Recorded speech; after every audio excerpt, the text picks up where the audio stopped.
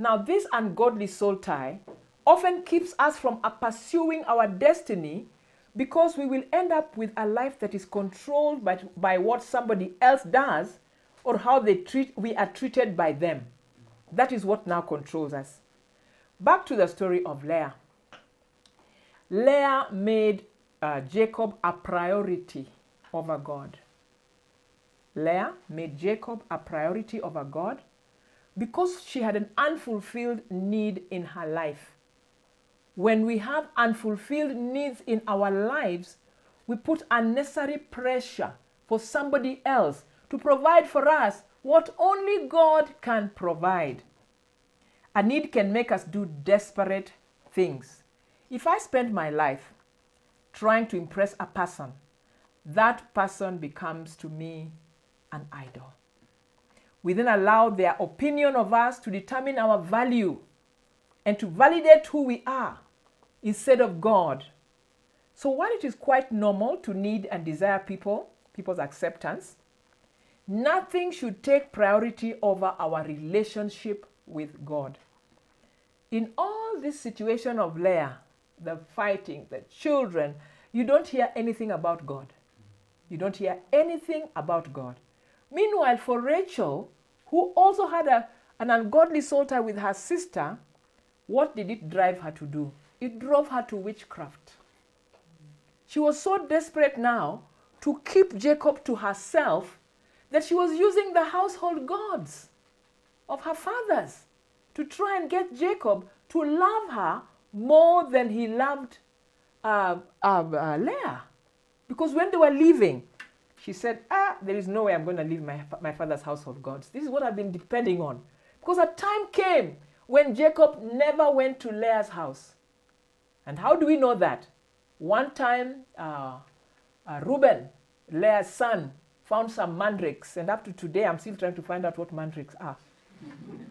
But they must be very tasty because Rachel forgot even her pride and said, please, can I have some of your son's mandrakes?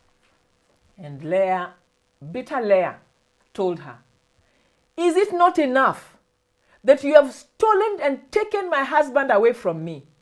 Will you also now take away my son's mandrakes? By that time, Jacob never went to Leah's house.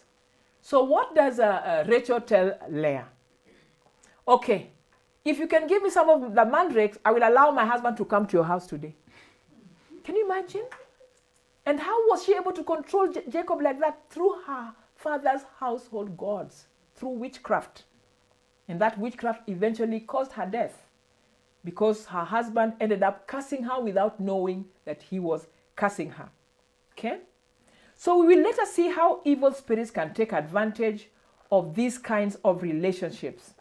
Sadly, there are numerous marriages in which one spouse controls, manipulates, and dominates the other person. This causes one spouse to live in constant fear and terror. Yet God has not given us a spirit of fear, but of power, love, and of a sound mind. So this is what we are calling an ungodly soul tie.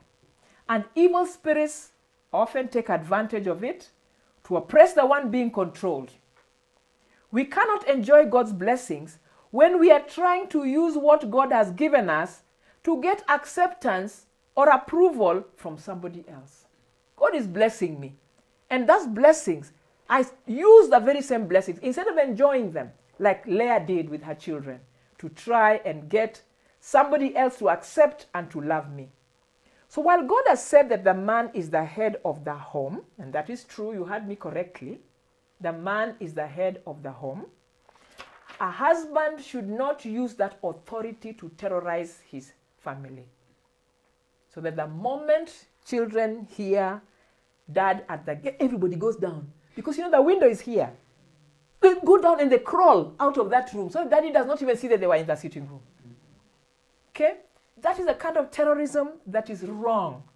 And when I was growing up, we had a neighbor. And that is exactly how it was. Whenever his car drove into the compound, people are crawling, some are bending, just running out of that sitting room. That is wrong. They had an ungodly soul tie with their father. So a husband who is not fully yielded to God may be tempted to control his family through fear and intimidation, resulting in ungodly soul ties with his wife and his children. And I will read that again for you. A husband who is not fully yielded to God may be tempted to control his family through fear and intimidation, resulting in ungodly soul ties between him and his children. No doubt Jacob wounded Leah deeply, but she needed to deal with the pain. She needed to deal with the pain. Everybody needs to confront the Jacobs in their lives. Everybody needs to confront the Jacobs in their lives, because in relationships where we have been deeply wounded and have not received healing, we become vulnerable to ungodly soul ties.